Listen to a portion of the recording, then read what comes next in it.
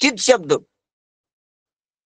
जे चिन्मात्रेशी चिन्मात्र स्वरूपाला प्राप्त झाला, त्याच्यासाठी चिन्मात्र शब्द काय करीन?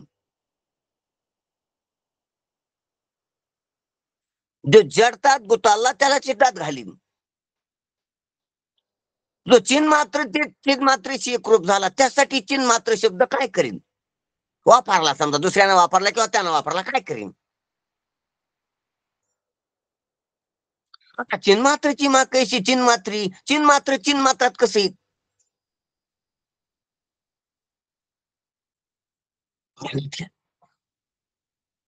तुम्ही जिथं नव्हते तिथं पोहोचले एखाद्या वाहनानं. आता तिथं तुम्ही त्या वाहनात बसली, काय कामी? ते नेऊन पोहोचलं तुम्हाला त्यांनी.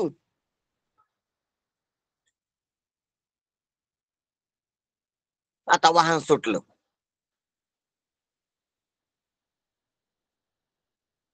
आता वाहनातच बसून राहू नका. पोहोचले तुम्ही तिथं, वाहनात राहिले, ध्यानात घ्या. तर तिथं पोहोचून बी तिथं नाही पोहोचली. तिथं पोहोचून बी तिथं आतापर्यंत ते साधन होतं वाहन, आता बंधन होईन तिथं राहिल्यावर.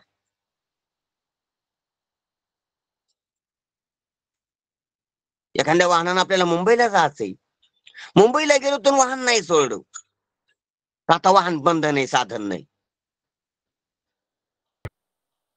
तिथपर्यंत जाऊस तर ते साधन असते,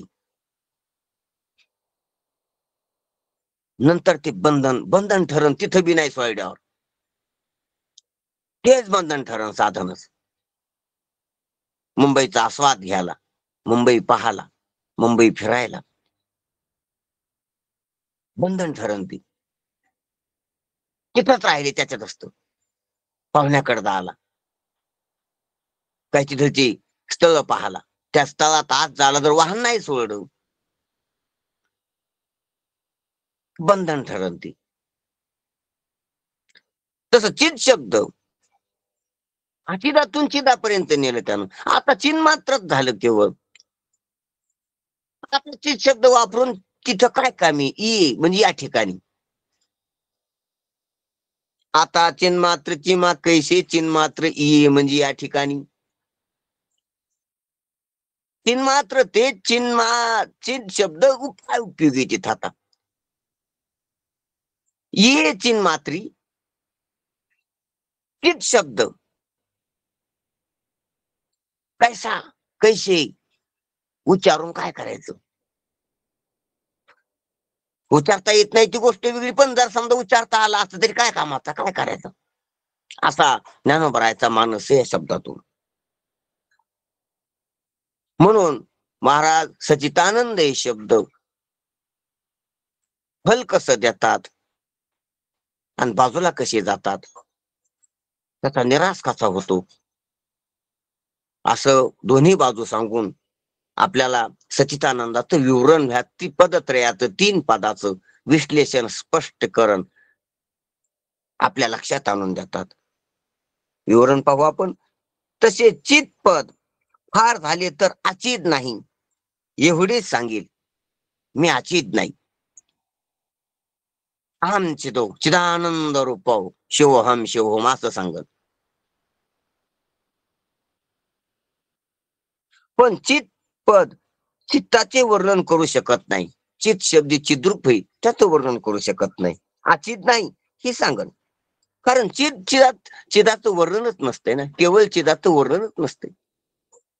तिथं भाषाच नसती, तिथं भेदच नसतो, तिथं विभक्तीच नसती, विभक्तीत बोलणं असते. तिथं भक्ती असते, एकरूपता असते, तिथं कशाचं बोलणं?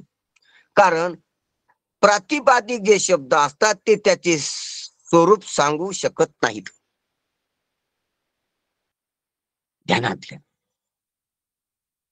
चितपद चिताचे वर्णन करू शकत नाही, हा मूळ विषय आहे त्यातला, मूळ मुद्दा आहे त्यातला. त्याचं कारण सांगतात. प्रातिपादिक जे शब्द असतात, प्रतिपादक जे शब्द असतात, प्रतिपादन करणारी, ते त्याचे स्वरूप सांगू शकत नाही. त्या मूळ वस्तूचं चिद्रूपाचं चैतन्याचं, केवळ चैतन्याचं स्वरूप सांगू शकत नाही. केवळ चैतन्याला केवळ चैतन्य करू शकत नाहीत. ते असतेच पहिलं. सांगू आता त्याचं विश्लेषण करू आपण थोडं. शब्द काय करतो?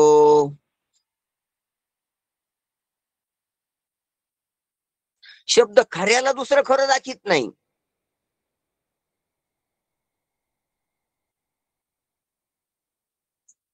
शब्द भास निर्माण करीत असतो. ध्यानात घ्या आता गोष्ट. स्मृतीचा, स्मृती ज्ञानाचा किंवा वृत्ती ज्ञानाचा भास निर्माण करतो. ध्यानात ध्यानात घ्या जरा विषय एवढा. असा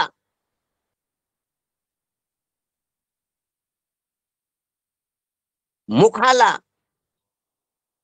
मुख दाखवू शकत नाही. आरसा मुखाला दुसरं खोटं मुख पुढे आणून देऊ शकतोय. झेरॉक्स, प्रतिमुख. ध्यानात बरा दृष्टांत सापडला आपल्याला. आरसा मुखाला मुख दाखवू शकत नाही. मुखाला प्रतिमुख समोर आणून देऊ शकतोय. झेरॉक्स, कॉपी, नक्कल, नकली रूप, नकली मुख पुढे आणून देऊ शकतोय. हा नकली होऊन असलीची पहिचान होते, ओळख होते, ही गोष्ट वेगळी. पण मुखाला मुख दाखवू शकत नाही आरसा. आरसा नक्कल करीत असतो, झेरॉक्स टाकीत असतो, फोटो काढीत असतो, परत काढीत असतो प्रती. म्हणून प्रतिमुख म्हणते, प्रतिबिंब म्हणते त्याला. परत आहे ती. तसा शब्द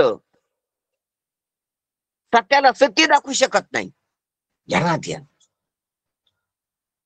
शब्द सत्याची झेरॉक्स काढतोय. संकल्पना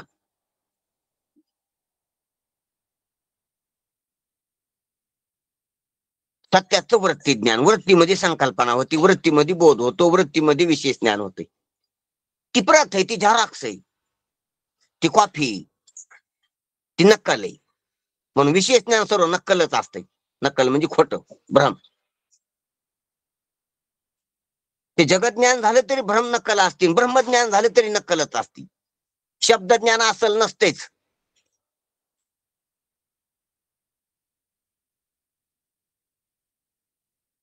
झेरॉक्स मशीन मधून असल कॉपी निघतच नाही, नक्कलच निघते. नक्कल कार्यासाठी ती मशीन आहे, झेरॉक्स मशीन. असल कार्यासाठी नाहीच. असल आधीच असते, असल काढीत नसतील, आणि काढल्यावर त्याला असल म्हणत नसतील.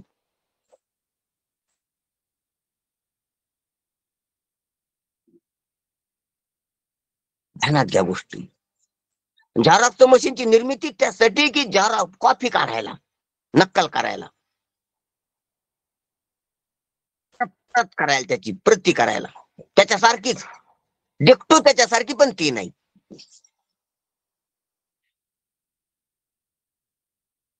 तसं ब्रह्मज्ञान ब्रह्मासारखंच आहे. ब्रह्म जेमतेम ब्रह्मासारखे, पण ब्रह्म नाही वृत्ती झालेली, आणि ती निवृत्त आहे. हे विशेष आहे, ते सामान्य आहे.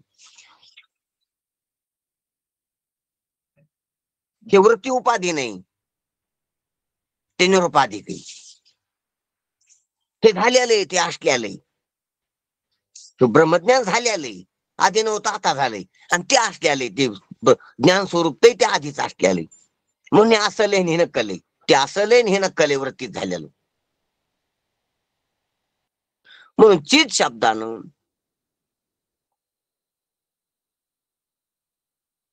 चित शब्द हा प्रतिपादक. म्हणून प्रतिपादक जे शब्द असतात ते त्याचे स्वरूप सांगू शकत नाहीत. मूळ जे स्वरूप आहे ते नक्कल करू शकतात तिकडं. कारण विभक्ती प्रत्ययामुळे त्याचे विशेष स्वरूप कळत असते. विभक्ती शब्द उच्चारला तर ते सत सत राहिलं, पण सतचा विभक्त एक नक्कल तयार होते अंतःकारणात.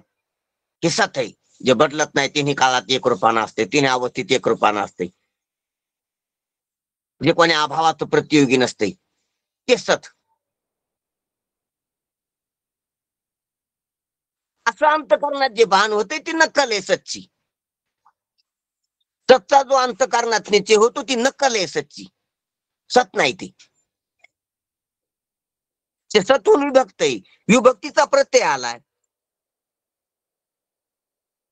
आणि त्याचे विशेष स्वरूप कळत असते. त्याची विशेष आहे ते सामान्य नाही का, सामान्य सामान्यच राहते, वृत्तीत विशेष होते.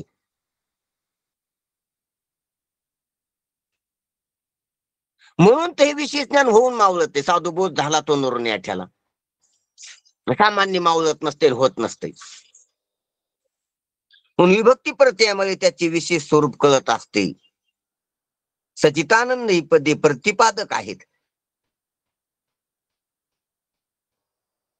प्रतिपादक आहेत.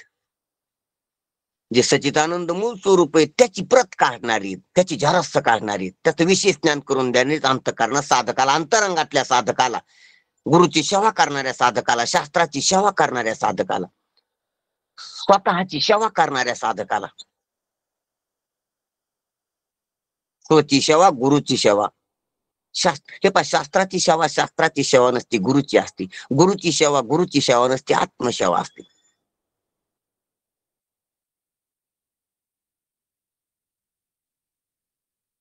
आत्मसेवा.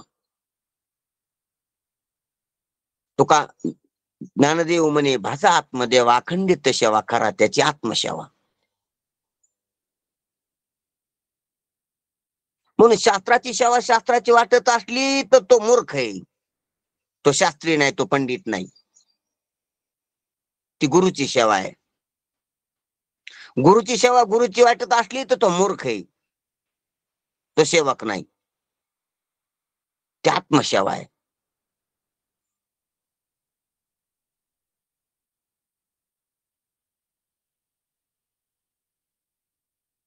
म्हणून आत्मसेवा करणाऱ्या साधकाला प्रत निघत असते. अहम ब्रह्मस्मी ह्या शब्दानं झरास्त निघत असते. त्याच्या ठिकाणी नक्कल होत असते एक सचितानंदाची. वृत्ती ज्ञान, वृत्तीमध्ये मी सचितानंद आहे, सचितानंद स्वरूप असंग साक्षी अद्वय ब्रह्म आहे मी, असा वृत्तीमध्ये त्याचा निश्चय होतो, निष्ठा राहते. सर्व संकल्पना, सर्व शंका, सर्व अविद्या, सर्व विपर्यास मावळतो. आणि वृत्तीमध्ये विशेष अहम ब्रह्मस्मी अशी वृत्ती, निज वृत्ती उत्पन्न होते. निज वृत्ती काढी सर्व माया तुटती त्यानं, निज वृत्तीनं.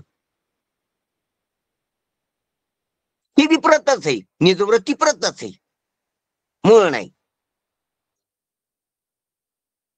सच्ची प्रत आहे ती, चितची प्रत आहे ती, आनंदाची प्रत आहे ती, ब्रह्माची प्रत आहे ती.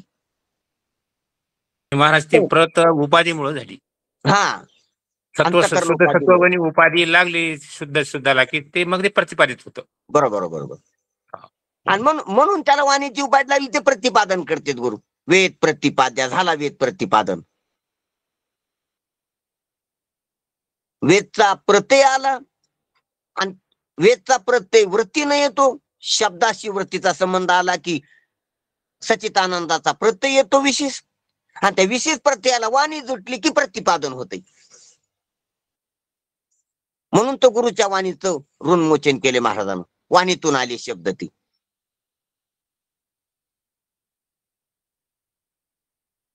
अंतकरण म्हटलं की प्रत्यय, वाणी असलं की प्रतिपादन, प्रत्ययाचं प्रतिपादन.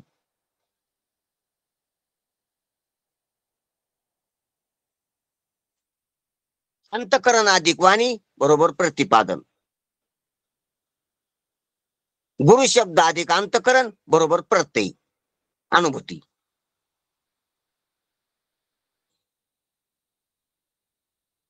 आणि शब्द आणि अंतकरण मावळलं की स्वरूप.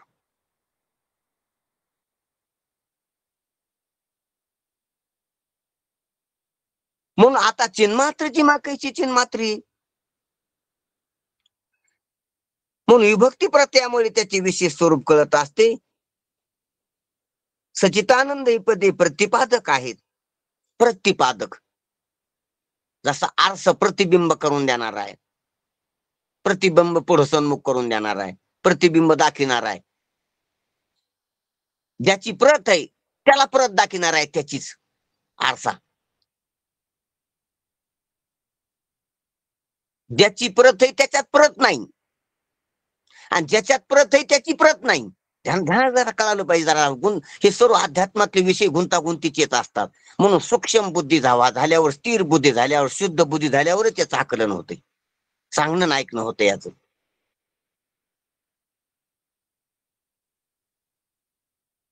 म्हणून नामस्मरण करायचंय, म्हणून शुद्ध आहार घ्यायचाय, म्हणून एकांतात राहते, म्हणून ध्यान करायचंय, म्हणून विवेक वैरागी बाळायचे, म्हणून समाधी षटक पाहिजे. हे सर्व असल्याशिवाय चिंतनच होत नाही, घेतच नाही, ती स्पष्टताच होत नाही त्याची. ऐकायला स्पष्टता होत नाही तर सांगायला केव्हा होईल.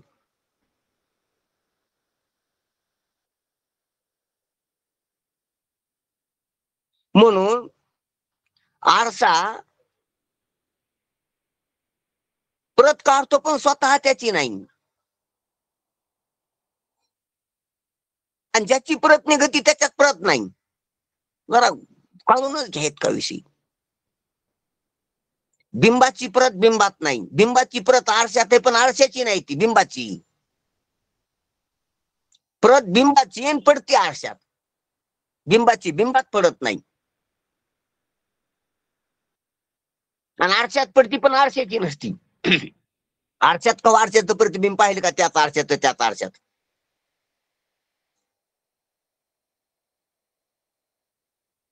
नाही. प्रतिबिंब कोणाचं? बिंबाचं. आणि बिंबात हे का नाही. तसं ब्रह्माचं विशेष ज्ञान ब्रह्मात नाही. ब्रह्माचं विशेष ज्ञान वृत्तीत आहे. वृत्तीत ब्रह्मज्ञान आहे पण वृत्तीचं नाही, ते ब्रह्माचं आहे.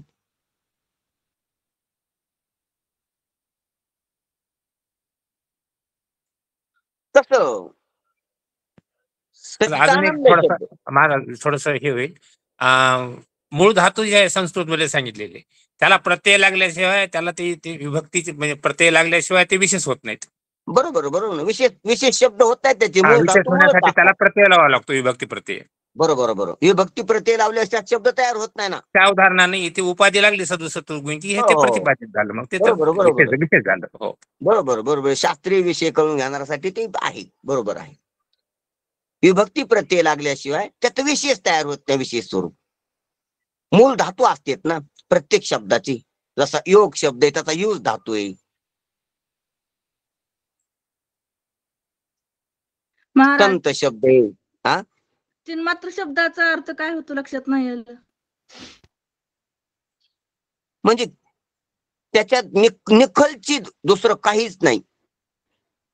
चिन्मात्र शब्दाचा अर्थ हे चिद, आपण चिद म्हणलो, मी चैतन्य म्हणलो, तो नुसता शब्द आहे. चैतन्याला जड आहे ती म्हणलो, चैतन्य पण जड आहे ती.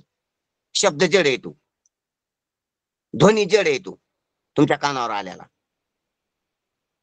त्याचं नाव जरी चैतन्य असलं तर जड येते.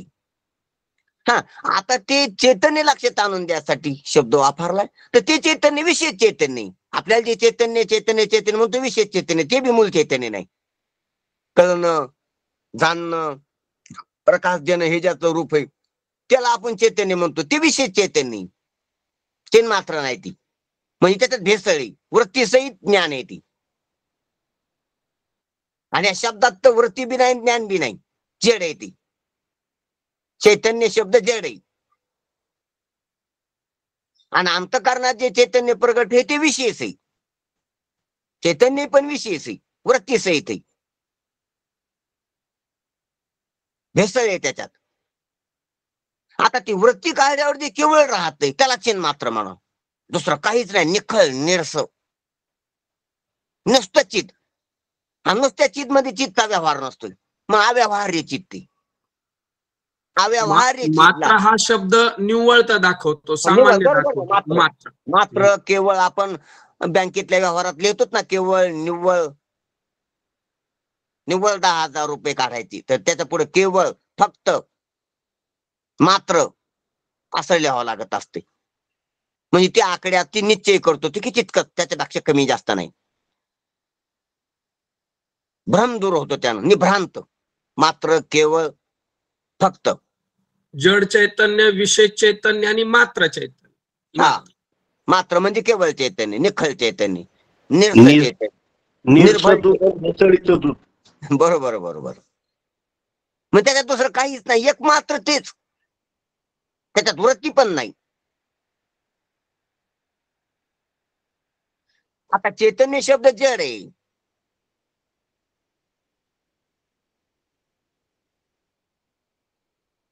माणूस जड आहे का चेतन आहे?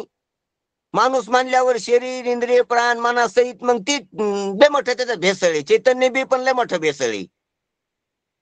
जीव म्हटलं की त्याच्यात अंतःकरणाची भेसळ आहे, लिंगदेहाची.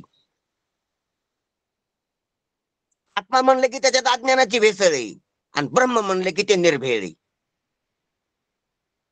म्हणून ध्यानात घ्या, ज्याच्यात काहीच नाही ते ब्रह्म, ज्याच्यात अज्ञान आहे तो आत्मा, ज्याच्यात अज्ञान आणि सूक्ष्म देह तो जीव, आणि ज्याच्यात अज्ञान, सूक्ष्म देह आणि स्थूल देह त्याला माणूस म्हणतात. आणि त्याला पुन्हा बायको असली की नवरा म्हणतात, त्याचजवळ पैसे असले की श्रीमंत म्हणतात.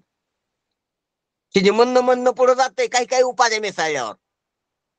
जीव त्याचा उपाधी आवडेल का, उपाधी जसा जसा वाढून तस त्याची नाव पुढे बदलत. मुळात ब्रह्मच असते. ब्रह्माला अज्ञान लागलं की आत्मा, अज्ञानाचं कार्य स्थूल सूक्ष्म झाले की जीव, स्थूल झाले की माणूस. इथं माणूस म्हणायचं, तिकडे पशु पक्षी कीटक मुंगी काय म्हणायचं म्हणा, प्रत्येक देहाच्या त्या त्या आकाराप्रमाणे. असो, सांगायचं तात्पर्य आपलं काय चाललंय इथं, की जे चिन्मात्र आहे, केवळ चिन्मात्र आहे, चैतन्य शब्द जड आहे, जीव शब्दात जड चेतन आहे, आणि ब्रह्म शब्द किंवा चिन्मात्र शब्दात केवळ चिन्मात्र आहे. ते झाला प्रश्न त्यांचा. आपला काय विषय चालला होता, सचितानंद ही पदे हा विभक्ती प्रत्ययामुळे त्याचे विशेष स्वरूप कळत असते. जसा आपण यूज धातू आहे आणि त्याचा योग शब्द झाला तयार, विभक्ती प्रत्यय, विभक्ती लागली मूळ धातूला, त्याचं विश्लेषण झालं, त्याचा विस्तार झाला, आणि त्याच्यामुळं प्रतिपादन केलं त्या शब्दानं प्रत्यय आला आपल्याला. सचितानंद ही पदे प्रतिपादक आहेत, सचितानंद ही पदे प्रतिपादक आहेत, म्हणजे प्रति आणून दाखविणारे आहेत पुढं. जसा आरसा प्रति पडू दाखवतो, तसं हे विशेषच पुढे दाखवते. विशेष विशेषानं सामान्य लक्षात येते, लक्षा अर्थानं किंवा लक्षानुसार एकरूपता होती, पण हे शब्द नंतर जाते त्याच्या पुढचा विषय. म्हणून सचितानंदी पदे असंच जड दुःखाची व्यावृत्ती करणारी आहेत, व्यावृत्तक आहेत ते. चित्तने चित्तचे वर्णन केले असे म्हणता येत नाही. चित्तनं चित्तचं वर्णन होतच नाही. चिन्मात्रेचं वर्णन नाही, आणि चिन्मात्रतेत जड मात्रतेचं बी वर्णन नाही. चिन्मात्रतेत जडच्या चिन्मात्रतेत वर्णनच नसते. चिन्ने चित्तचे वर्णन, म्हणून चिन्मात्रे शब्दाचा उपयोग होत नाही. म्हणून चिन्मात्रची माकेशी चिन्मात्री ई, या चिन्मात्रतेत चिन्मात्रच आहे, तर आता तिथं काय शब्द काय करीन असा त्याचा अर्थ आहे. कारण आचितची व्यावृत्ती करण्याकरिता चित पदाची प्रवृत्ती असते. आचिदाची व्यावृत्ती म्हणजे निराश अपवाद करण्याकरता चित पदाची व्यावृत्ती काय असते, प्रवृत्ती असते. चित शब्दाची, चित पदाची प्रवृत्ती असते. कशासाठी, तर आचिदाची व्यावृत्ती करण्यासाठी. किती सोपं शब्द सांगतात महाराज. अर्थात ब्रह्म प्रथम आचिद होते व नंतर चित पदाने आचिदाचा नाश केला, तेव्हा त्या चितपणा आला असे म्हटले तर घट जसा प्रथम अज्ञात असतो व नंतर त्याचे ज्ञान होते, तसे ब्रह्म प्रथम अज्ञात होते नंतर त्याचे ज्ञान झाले असे होईल.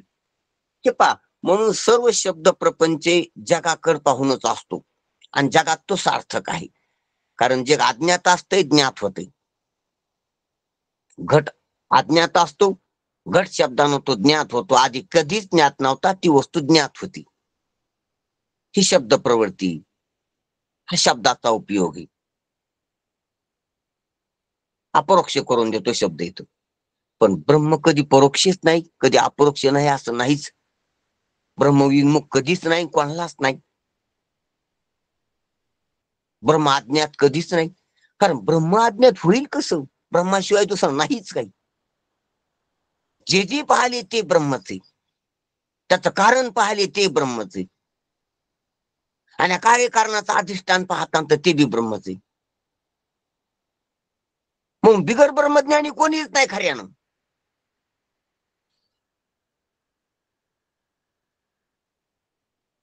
खापर पाहणाराला बी पृथ्वी कळाली, घट पाहणाराला बी पृथ्वी कळाली, आणि घट करताना चिखल पाहणाराला बी पृथ्वी कळाली. आता पृथ्वी पृथ्वी नाही वाटली ही गोष्ट वेगळी, तो भ्रम आहे. मग पण पृथ्वी अज्ञात नव्हती. खापर पाहणाराला पृथ्वी अज्ञात नाही, घट पाहणाराला पृथ्वी अज्ञात नाही, आणि घट करण्यासाठी घेतलेला कुंभारदादानं चिखलाचा गोळा पाहणाराला पृथ्वी अज्ञात नाही, ज्ञात आहे पृथ्वी. फक्त पृथ्वी पृथ्वीपणानं ज्ञात नाही, हित भानगडी. तसं ब्रह्म ब्रह्मपणानं ज्ञात नाही, ते होत असते गुरुमुखातून. ब्रह्म पहिलंच ज्ञात असते, पहिलंच ज्ञान. ब्रह्मज्ञान कोणाला नाही. सर्वामुखाली इदम ब्रह्म, सर्व जे कोणी काय पाहिलं ते ब्रह्मच आहे. जगामध्ये ब्रह्मदिशी उघडी संताला ब्रह्म ब्रह्म म्हणून ओळखतात ते संत, आणि ब्रह्माला जग म्हणून पाहतात, जीव म्हणून पाहतात, लोक भोग शरीर म्हणून पाहतात, वस्तू व्यक्ती घटना म्हणून पाहतात. ते तुम्ही आणि ब्रह्मालाच, गावालाच पोळी म्हणून, करंजी म्हणून, शिरा म्हणून, काय काय म्हणून पाहतो, पोळ्या म्हणून, चपात्या म्हणून, अनारशी म्हणून, शंकरपाळे म्हणून, काय काय म्हणून हजार नाव घेता येतील. गव्हालाच पाहतात. तुका म्हणे एका गव्हाचे प्रकार, सोने अलंकार मिथ्या नावी. पृथ्वी झाली मुढा, अवतरली गाडग्या घडा, बरोबर बनी बरोबर. झाला कानडा दीपत्वासाठी. हा बरोबर बरोबर. माऊलीचे दृष्टांत खूप. काय भूमी आतून स्वयंभ, निगती घड्या गाडग्याचे कोंभ, ते कुलालमतीचे गर्भ उमटली की असं माऊली म्हणतात. आकारली घाडग्या घडा, पृथ्वी आदृश्य झाली मुढा, वन्नी झाला कानडा दीपासाठी. दूध पाहून वन्नी नाही म्हणजे अग्नी वेगळा आणि ज्योत वेगळी असं वाटावं, घट वेगळा आणि पृथ्वी वेगळी. घट मातीवर घट ठेवला असं आपली भाषात नाही ना. घट कुठे ठेवला? मातीवर.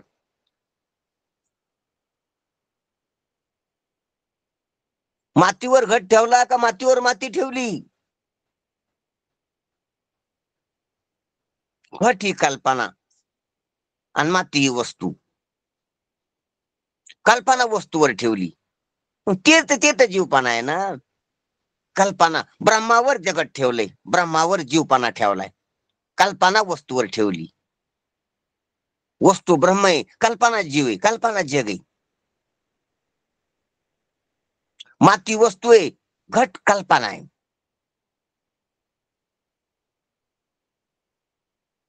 ध्यानातल्या गोष्टी. पिठावर बोटानं फुल काढलं, पिठाच्या टोपलीवर साफ करून असं कमळाचं फुल काढलं, मग पिठावर फुल आहे का नाही?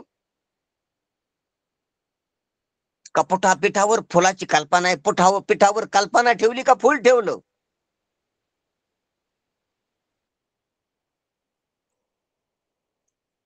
त्याप्रमाणे ब्रह्मावर जगाची कल्पना,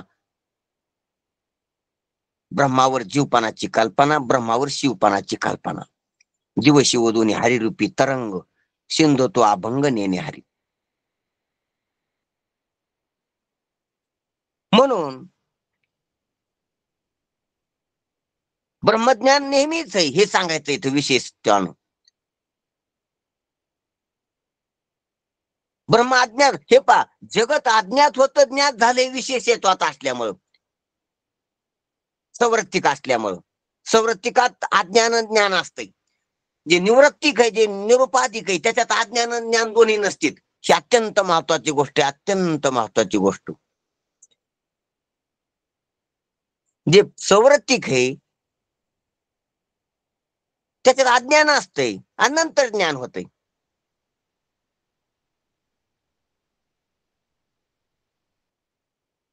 घट अज्ञात होता ज्ञात झाला, पट अज्ञात होता ज्ञात झाला. काही बी जे पाहिलं नव्हतं, जे अनुभवलं नव्हतं, इंद्रियाच्या समोर आलं नव्हतं, ते अज्ञात होतं ज्ञात झालं. ही ज्ञात अज्ञाताची प्रक्रिया वृत्तीत असते.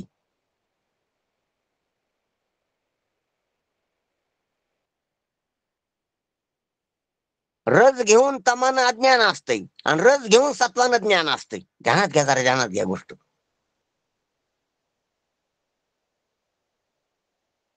रजोगुणानं तमोगुण घेतला की अज्ञान, आणि रजोगुणानं सत्वगुणाचा वापर केला की ज्ञान. ही ज्ञान अज्ञानाची प्रक्रिया सवृत्तिक आहे.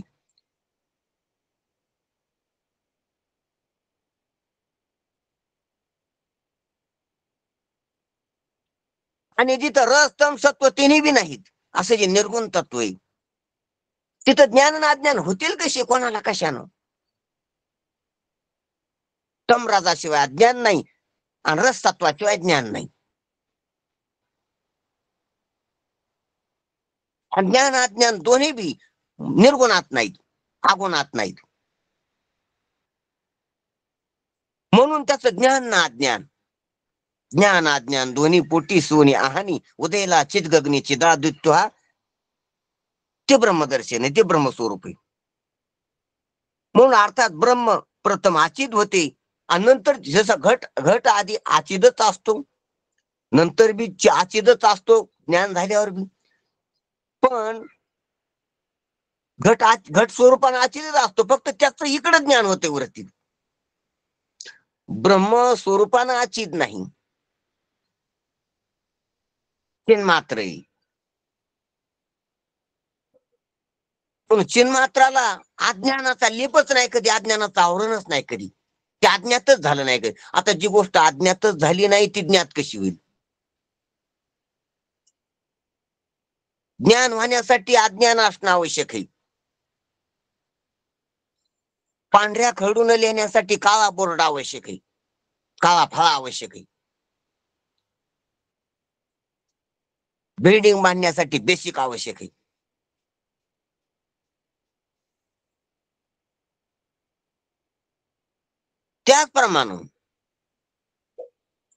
त्याचप्रमाणे केवळ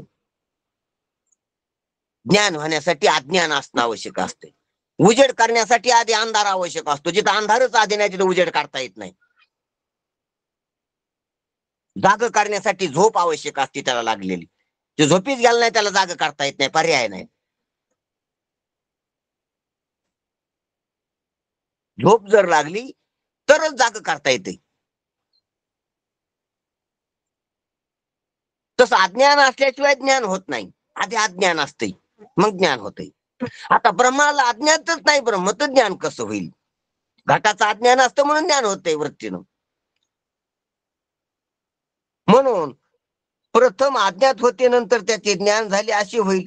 पण तसं नाही, पण घट पूर्वी अज्ञात होता म्हणून आता ते ज्ञात झाला असे म्हणता येते. परंतु ब्रह्मपूर्वी अज्ञात होतेच कधी? अजिबातच नव्हतं, नेहमी ज्ञान स्वरूपच आहे ते, प्रज्ञानम आहे. म्हणून आता ते ज्ञात झाले असे म्हणता येईल.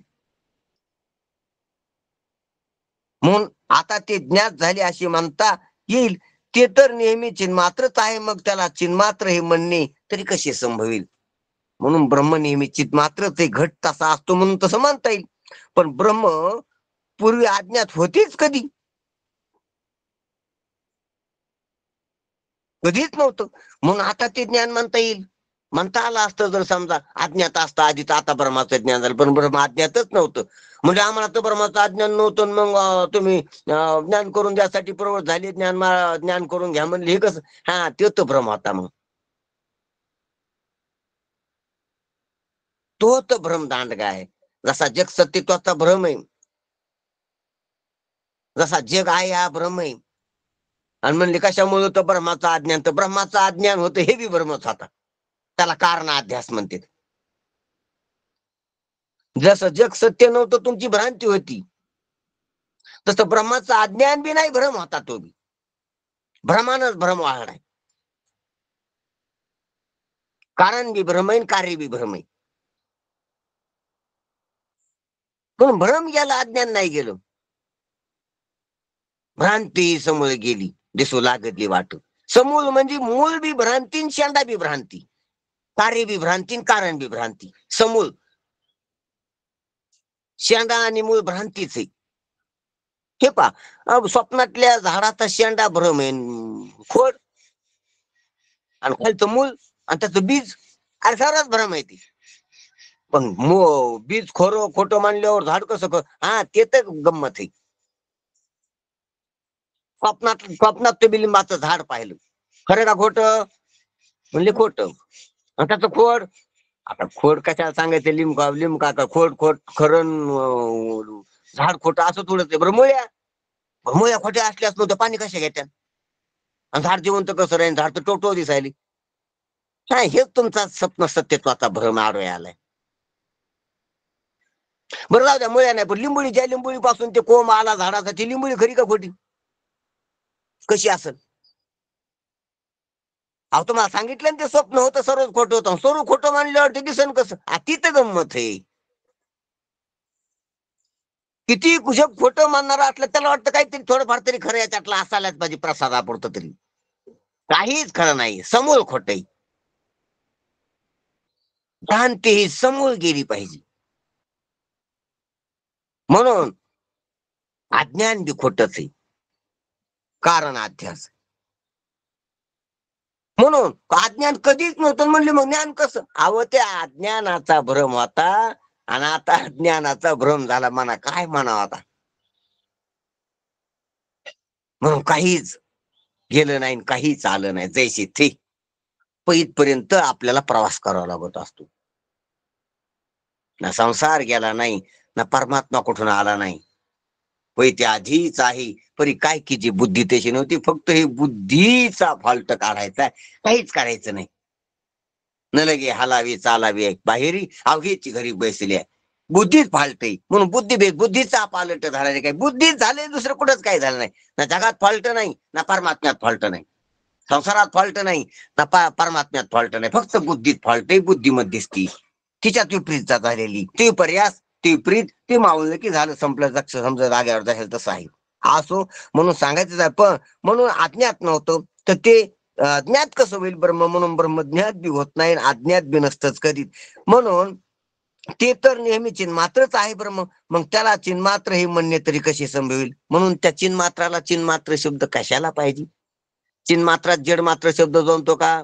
नाही. बरं चिन्मात्रात विशेष चित चैतन्य शब्द जमतो का? नाही. बरं चिन्मात्र शब्द कशाला पाहिजे? कोणताच शब्द कशाला पाहिजे तिथं? चिन्मात्रात जड शब्द चलत नाही. चिन्मात्रात विशेष चेतन शब्द चलत नाही. विशेष चेतन जडाशिवाय नसते, वृत्तीशिवाय. मग म्हणले चिन्मात्र तरी नाही. चिन्मात्र शब्द जड येतो, टाकून द्या बाजूला.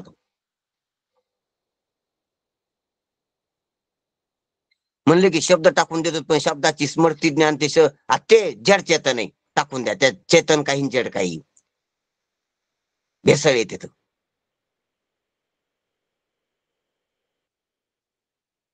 बरं म्हणले मग चिन्मात्र, आता सांगितलं ना ते चिन्मात्र शब्द जड आहे म्हणून. म्हणून मौनेची बोली जी, अशब्द, निशब्द, मौन, तटस्थ, स्तब्ध. म्हणून शांती धारा उतरा आलं पहिलं पतेरा. शांती पडते नाही सुख येराव घ्यायची दुःख. शांत व्हा, काहीच बोलू नका.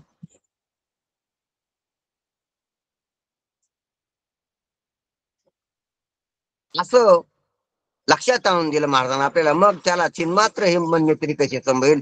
म्हणून चित पदाची वाच्यता सत्वगुणामध्ये असते व चित पदाचे लक्ष चिन्मात्र असते. ही शेवटची गोष्ट महाराजांना कंसात केलेली आहे. दूत महाराजांना लक्षात आणून दिलेली गोष्ट कंसात केली. चित पदाची वाच्यता सत्वगुणामध्ये असते. चित पदाची जी वाच्यता आहे ती सत्वगुणामध्ये असते. शिष्यात साधकात चिदानंद रूपम शिवोहम शिवोहम अशी साधना करताना चित्पदाची वाच्यता सत्वगुणामध्ये असते. महाराज वाच्यता म्हटल्यानंतर रजोगुण नाही झाला का? वाच्यताचा उच्चार करताना रजोगुण आणि जी वाच्यताचं भान आहे तर ती सत्वगुण. उच्चार जर केला शब्दात दुसऱ्याला ऐकू यासारखा तर मग ते रजोगुण झाला. सत्वगुणात रजोगुण कालवाला. आणि नुसती वाच्यता आहे आतली आत भान आहे त्याचं. हे पहा वाच्यता 3 असती, वैखरी असली तर ती तमोगुण, मध्यमेनं असली वाच्यता तर ती रजोगुण, पश्यंतीनं असली पश्यंतीची वाच्यता आहे तर सत्वगुण. नुसती पश्यंती अपश्यंती सपश्यंती.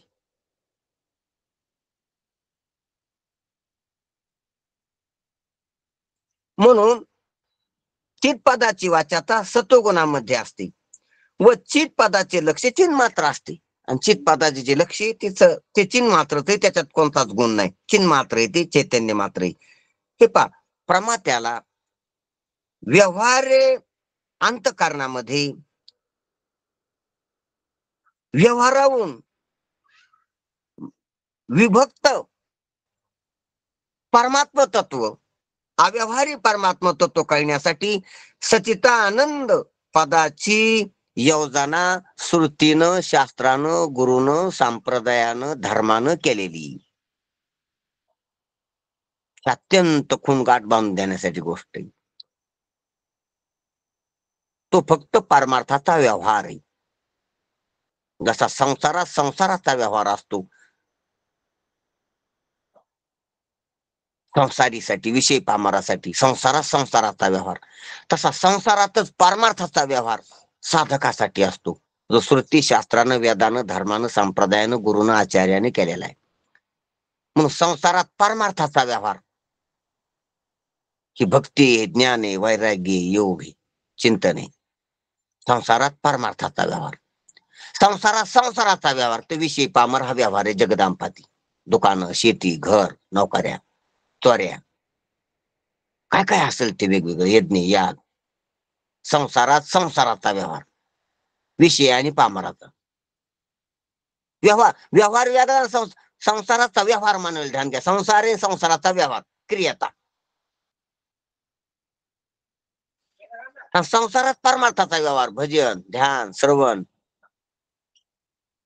चिंतन, वक्तृत्व, कीर्तन, प्रवचन, पाठ, हा संसारात परमार्थाचा व्यवहार. सर्व व्यवहार संसारातच असतोय. संसाराशिवाय व्यवहाराला ठिकाण नाही. पण व्यवहार 2 प्रकारचा आहे, संसाराचा, संसारात परमार्थाचा. संसाराच्या व्यवहारानं संसारच वाढत जातो आणि संसारात परमार्थाच्या व्यवहारानं संसार संपतो आणि व्यवहार संपतो. ही अशी सच्चिदानंद शब्दात संसारात परमार्थाचा व्यवहार आहे. आणि तो व्यवहार संपाव, संसार संपाव आणि खाली चिन्मात्र वस्तू शिल्लक राहती, त्यालाच कैवल्य, मोक्ष, नित्यमुक्तता, त्यालाच परमपुरुषार्थ असं आपल्याला शास्त्रानं, वेदानं, गुरुनं सांगितलेलं. ठीक आहे, या ठिकाणी आपण थांबू. खूप वेळ झाला, मी आता पाहिलं तर खूपच वेळ झालाय, क्षमा असू द्या. ठीक. वा महाराज, धन्यवाद, धन्यवाद, त्रिवार धन्यवाद. ठीक. कुंडलिक वरदा हरी विठ्ठल. श्री ज्ञानदेव तुकाराम पंढरीनाथ भगवान की जय.